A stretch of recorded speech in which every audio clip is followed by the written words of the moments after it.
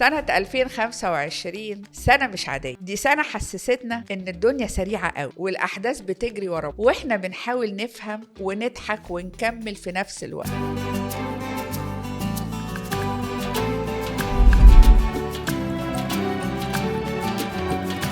سنة فيها إنجازات تفرح وحاجات تقلق ودروس غصب عننا اتعلمناها. أول حاجة هنتكلم فيها الاقتصاد. سنة 2025 كانت سنة شغل مخك على الآخر قبل ما تتحرك. الذهب طالع نازل كأنه واخد أجازة من الاستقرار، والبورصة عاملة زي المزاج، يوم تضحكك ويوم تنكد عليك عيشتك. ناس دخلت استثمار صح وكسب، وناس فضلت مستنية الوقت المناسب، واكتشفت بقى ان الوقت المناسب كان امبارح. الفكرة العامة ان الشغل على النفس بقى اهم من اي حاجة، لان الفلوس بتيجي وتروح، انما نفسك دي مش لاقيها في الشارع. ومن الحاجات اللي رفعت راسنا وفرحت قلبنا السنة دي كان افتتاح المتحف المصري الكبير. كان حدث عالمي، حضروا اكتر من 40 ملك ورئيس دولة وشخصيات مؤثرة من كل حتة في العالم. لحظة حسستك كده ان التاريخ واقف جنب الحاضر، وكانت لحظة بجد تشرف. أما الفن والرياضة، السنة كانت خليط عجيب. أعمال نجحت قوي وأعمال خلت الناس تقول هو ده بجد،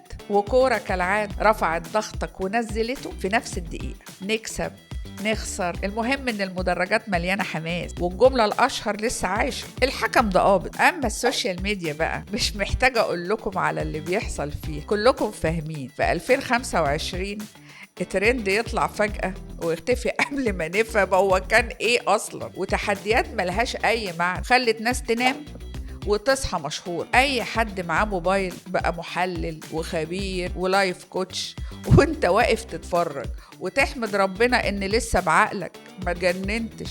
وبرضو السنة دي كشفت لينا العرافين كلام كتير عن كوارث، نهايات وحاجات تخوف، وفي الآخر ولا حاجة حصل. الشمس طلع والناس نزلت شغلها والحياة كملت. من الآخر أغلب التوقعات طلعت خيال معمولة لترند وزيادة القلق والنكد علينا. لكن بقى آخر 3 شهور في 2025 كانوا تقال على القلب، لأنهم كشفوا مشاكل مجتمعية، حوادث عنف بين تلاميذ في المدارس، مش مجرد خناقة عيال، لا ده عنف حقيقي يخوف وبيقول إن في خلل تربية والمتابعة. ولا حادثة الإسماعيلية أكيد كلكم عارفينها، اللي وجعت قلب ناس كتير وفتحت أسئلة كبيرة عن الأمان والمسؤولية، وإزاي الإهمال ممكن يدمر في ثانية. وكمان قضايا التحرش بالأطفال في مرحلة الحضانة، خصوصا لما يكون المتورطين من عمال أو مسؤولين داخل المدرسة نفسها. حوادث تصدم، لأن الطفل المفروض يكون في أكتر مكان آمن، ولما الأمان ده يختفي المجتمع كله لازم يقلق. الحوادث دي مش أخبار تتقري وخلاص، ده جرس إنذار يقول إن الرقابة والوعي والاختيار الصح للناس اللي حوالين ولادنا بقى ضرورة مش رفاهية. أهم حدث فرح المصريين في 2025 إن مصر عملت قمة السلام